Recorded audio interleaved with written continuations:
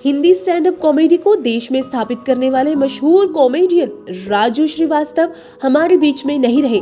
10 अगस्त को जिम में दिल का दौरा पड़ने के बाद वे एम्स में दाखिल हुए और एंजियोप्लास्टी के बाद वेंटिलेटर पर ही रहे। दोस्तों, जिंदगी में ऐसा काम करो कि यमराज भी आए तो कहें कि भैंसे पर आप बैठिए, मैं पैदल चलूंगा, आप नेक आदमी है। राजू श्रीवास्तव का यह डायलॉग उनकी शख्सियत को सबसे अच्छे तरीके से बयां करता है।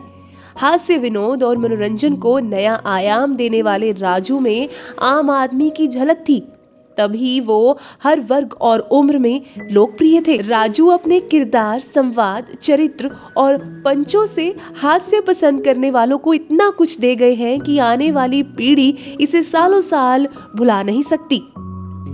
गाली गलौज, द्व्यर्थी संवाद, अश्लीलता से दूर रहकर लोगों को देसी ह्यूमर से हंसाने वाले राजू को लोकप्रियता का आलम ये रहा कि तमाम न्यूज़ चैनल्स अपने YouTube प्लेटफॉर्म पर उनके निधन के बाद कल दिन भर उनके पूरे पुराने इंटरव्यू और कॉमेडी शोज दिखाते रहे।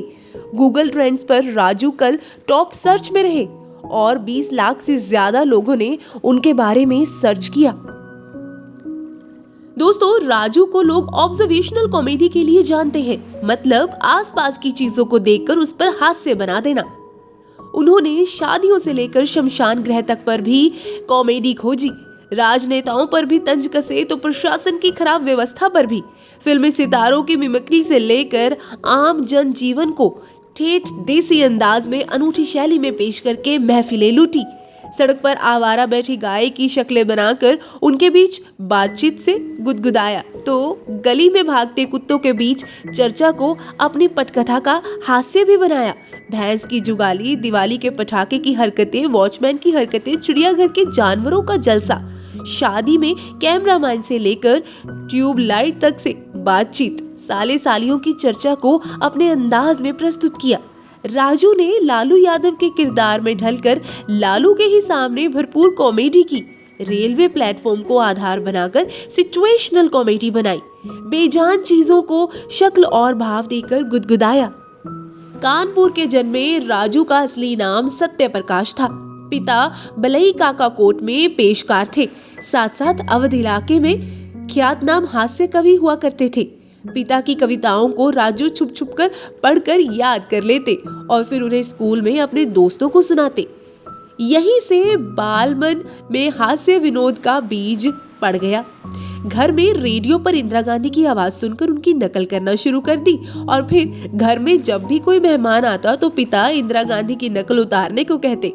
स्कूल में भी क्रिकेट कमेंट्री के लिए राजू को चुना जाता क्योंकि वह कमेंट्री में खिलाड़ियों की निजी जिंदगी की पोल खोल देते थे।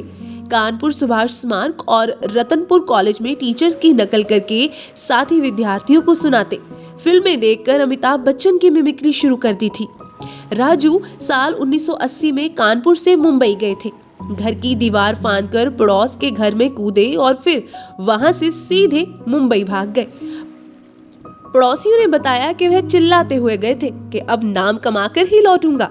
साल 1980 में राजू जब मुंबई आए तो इससे पहले कानपुर में एक बार ही स्टेज पर कॉमेडी की थी। मुंबई में ऑटो चलाकर गुजारा किया और सवारियों को हंसाते गए।